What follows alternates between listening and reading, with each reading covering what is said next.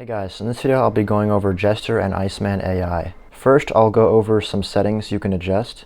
In the main menu of DCS, if you click the Settings button, and then go to Special Settings, and then go to F-14. This first setting here is good if you're using Track IR or any head tracker, because it lets you move your head around to select the different things in the Jester menu. And this one here that says Jester Menu Camera, this is just your preference. If you select it, then when you open the menu, you can see Jester.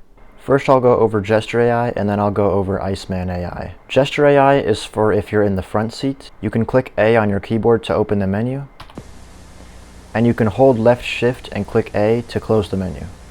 You can adjust the volume of Jester with this knob right here.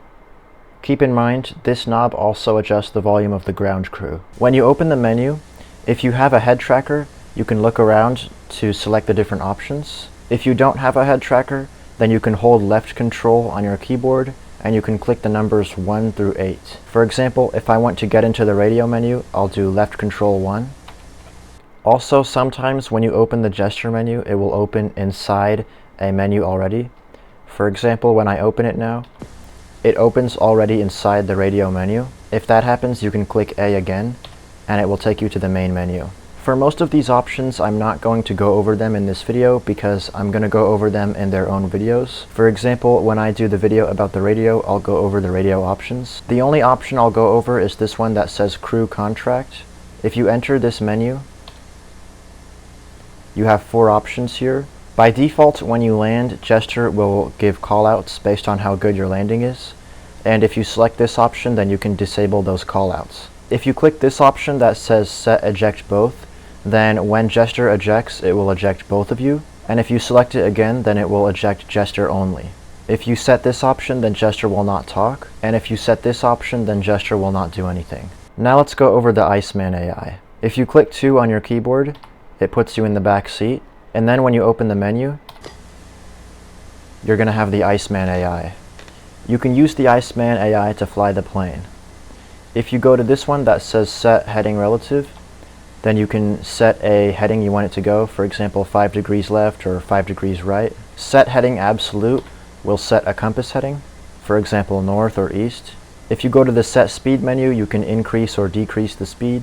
If you go to Set Relative Angels, then you can increase or decrease your altitude. If you go to Set Absolute Angels, then you can set an altitude level. For example, Angels 10 is 10,000 feet. If you select Hold Current, then Jester will fly at whatever your current heading is. And then if you select this one, it will open this menu. If you click Fly to Destination Steer Point or Orbit Destination Steer Point, that will go to your waypoint, but I'll go over that more in the navigation video. If you open the menu that says Fly to Map Marker, then you can choose any circular marker on the map to fly to. Right now, the only one is the bullseye. If you want to add a map marker, you click F10 on your keyboard to open the map. Click this circle up here and place it down somewhere. And if you want, you can click in it and you can name it. And then let's go back to that menu. And you can see here's my point.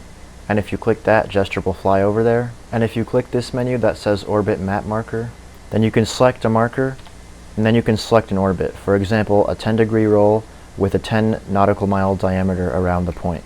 And one last thing to mention with Iceman AI is that there's no keybind to close the menu. In Jester AI, you can hold left shift A to close it, but Iceman AI doesn't have that, so you have to just click A again. So if you're using a head tracker, make sure you look toward the center and then click A to close the menu. That was an overview of Jester and Iceman AI. Thanks for checking out this video, and I'll see you later.